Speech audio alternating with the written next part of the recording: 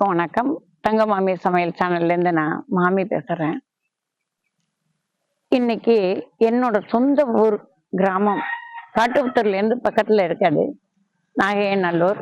இந்த நாகையநல்லூருக்கு இன்னைக்கு வர்றதுக்கு வாய்ப்பு எனக்கு கிடைச்சது. அதனால இன்னைக்கு வந்துட்டு இந்த வைகுண்ட ஏகாதசியை பத்தி நான் இங்க சொல்லலான் இருக்கேன்.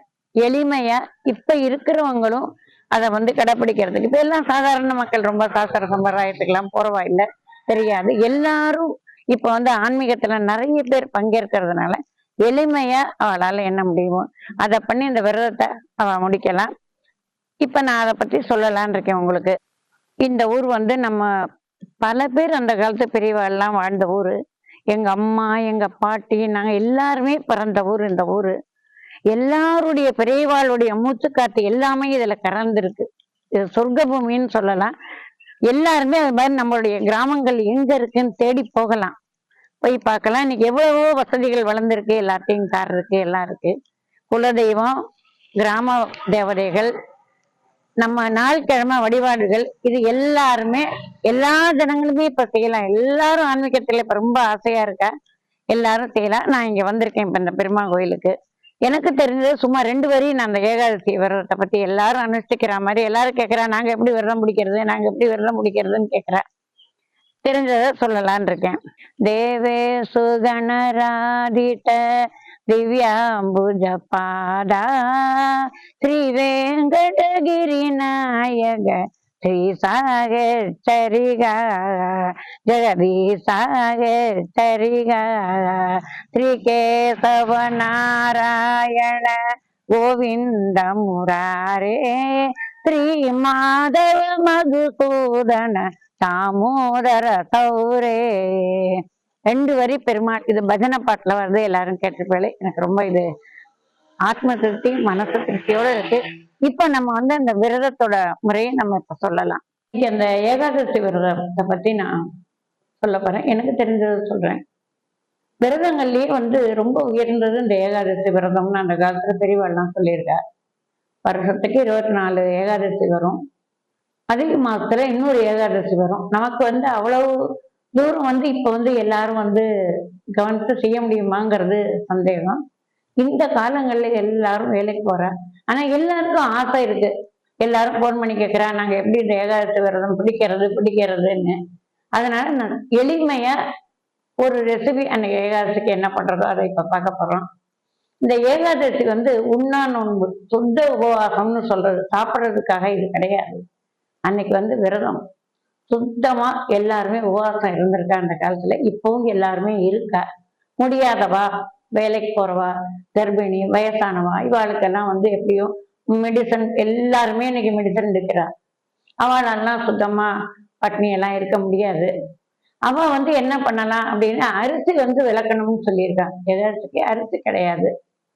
அதனால நம்ம என்னன்னா வறுத்து உடைச்சு அது மாதிரி பண்ணலாம். 3 நாள் தொடர்ச்சியா வருது இந்த விரதம். தசமி, ஏகாதசி, துவாதசி. தசமி அன்னைக்கு ஒரு வேளை சாப்பிட்டுட்டு ராத்திரி பெரும்பாலும் யாரும் எதுவும் சாப்பிட மாட்டா. ஏன்னா மறுநாள் சுத்த உபவாசத்துக்கு நம்மளோட வயிறு உடம்பு தயாராகணுங்கிறதுனால எதுவும் யாரும் சாப்பிட்றதில்லை அந்த காலத்துல. இப்ப வேணா பழங்கள் சாப்பிட்டுக்கலாம், அது நமக்கு உடம்புக்கு நல்லது. அடுத்த நாள் ஏகாதசி, அடுத்த நாள் துவாதசி.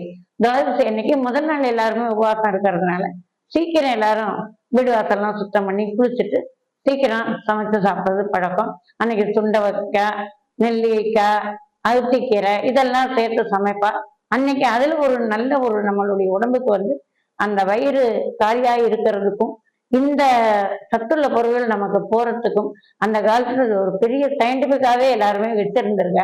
இப்ப நம்மளால என்ன முடியுமோ அதை நம்ம செய்ய போறோம். எல்லாருக்கும் எல்லா இதுவும் தெரியாது. இதுல நிறைய கருத்துக்கள் இருக்கு. நம்ம அதுக்கு போகாம நம்ம இப்ப ஜனங்கள் எளிமையா எப்படி பண்ணணுமோ அந்த ஒரு நாள், இப்ப வைகுண்ட ஏகாதசி வருது, அந்த வைகுண்ட ஏகாதசிக்கு அவ என்ன பண்ணணுங்கிறத நம்ம இப்ப சொல்ல போறோம். வயசானவா, ரொம்ப முடியாதவா, அவளுக்காக இந்த சம்பா ரவையை வச்சு வெல்லம் போட்டு ஒரு பொங்கல் மாதிரி பண்ணலாம். இனிப்பு பொங்கல்னு சொல்லலாம். அது சக்கரை பொங்கல் மாதிரிதான் கிட்டத்தட்ட அதே தான் பண்ண போறோம். ஆனா அரிசி உபயோகிக்க போறது இல்லை. அதே கோதுமை ரவையில நான் இப்ப அதை செய்ய போறேன். வாங்க எல்லாரும் அதுக்கு தேவையான பொருள் பார்க்கலாம்.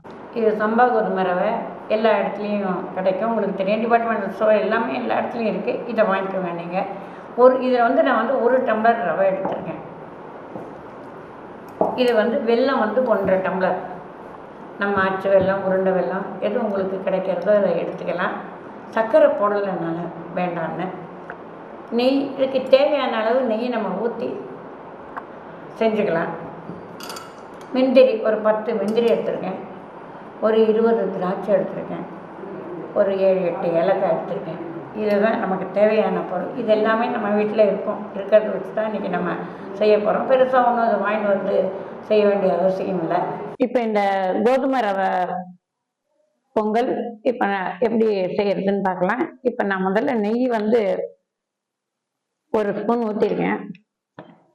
இப்போ நம்ம வச்சிருக்கிற முந்திரியும் திராட்சையும் இதில் வறுத்து எடுத்துக்கலாம். நெய் காயட்டும்.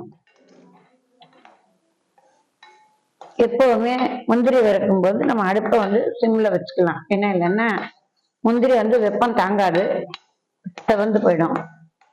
கொஞ்சமாக வச்சா நம்ம வறுக்கலாம். இப்போ இந்த வறுத்த முந்திரி தட்டில் நான் எடுத்துட்டேன். இப்போ இந்த திராட்சையை சேர்க்குறேன்.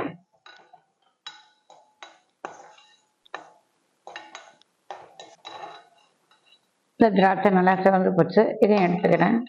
இப்போ மறுபடியும் ஒரு 2 ஸ்பூன் நெய் ஊற்றிக்கிறேன். இப்போ இந்த கோதுமை ரவையை இதில் நான் நல்லா வறுத்துக்கிறேன். வறுக்கிற பொருளுக்கு எப்பவுமே தோஷம் இல்லை, எல்லாரும் பண்ணிக்கலாம். இல்லை,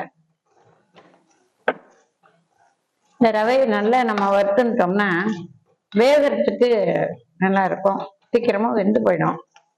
அடுப்பை நீங்கள் கூடுமான வரையும் சிம்மில் வச்சுக்கோங்க. கொஞ்சம் நல்லா பொறுமையாக செவக்க வறுக்கலாம். கோதுமை ரவையும் நல்லா நமக்கு பொரிஞ்சு வரும். இப்போ இந்த ரவை நல்லா வறுத்தாச்சு. இப்போ இதை நான் ஒரு தட்டில் மாற்றிக்கினேன்.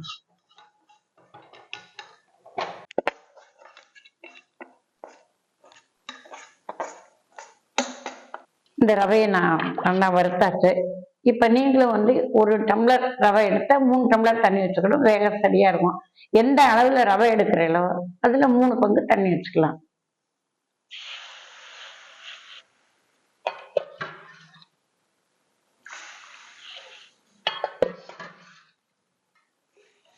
இந்த தண்ணி இப்ப நல்லா கொதிச்சு போச்சு. இப்ப இந்த சம்பா கோதுமை வறுத்ததை நான் அதுல போடுறேன்.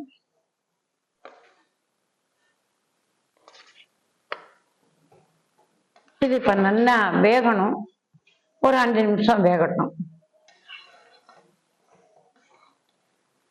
இப்ப இந்த சம்பா கோதுமை ரவை நல்லா பஞ்சு போல வெந்து போச்சு. இதுக்கு சர்க்கரை சேர்க்கல, வெல்லம் தான் வச்சிருக்கேன். 1 டம்ளர் சம்பா கோதுமை ரவைக்கு 1.5 டம்ளர் வெல்லம் எடுத்திருக்கோம், அது சரியா இருக்கும். இப்ப நான் வெல்லத்தை இதில் சேர்க்கிறேன்.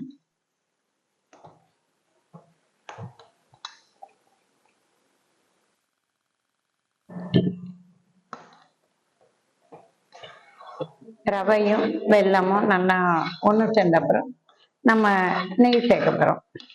இப்போ இந்த வெல்லம் நல்லா கரைஞ்சு இந்த இனிப்பு ரவா பொங்கல் ரெடி ஆயிடுச்சு. இப்போ நம்ம முதல்லையே நெய் வந்து நான் வறுக்கிறதுக்கெல்லாம் ஊற்றிருக்கேன். இப்போ நான் வந்து கொஞ்சமாக நெய் ஊற்றுறேன், உங்களுக்கு வேணும்னா ஊற்றிக்கோங்க.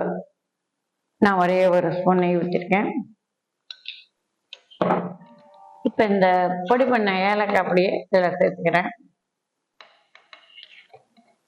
இப்போ வறுத்த முந்திரி திராட்சை எல்லாம் போட்டாச்சு. இதில் ஒரு அருமையான இனிப்பு பொங்கல் இது. அடுத்து சக்கரை பொங்கலுக்கு பதிலாக கூட இதை நீங்க செஞ்சுக்கலாம். இது இப்போ ரெடி ஆயிடுச்சு. நல்ல ஒரு ஆரோக்கியமான ஒரு பதார்த்தம், நம்ம வீட்டில் செஞ்சு கொடுத்தா நல்லா இருக்கும். இதை வீட்டில் எல்லாரும் செஞ்சு பாருங்க, எல்லாருக்கும் கொடுங்க. தங்கமாமி கமெண்ட் பாக்ஸில் கமெண்ட் பண்ணுங்க, தங்கமாமி சேனலை சப்ஸ்கிரைப் பண்ணுங்க. அடுத்த ஒரு நல்ல ரெசிபியோட உங்களை எல்லாரையும் சந்திக்கிறேன். நன்றி, வணக்கம்.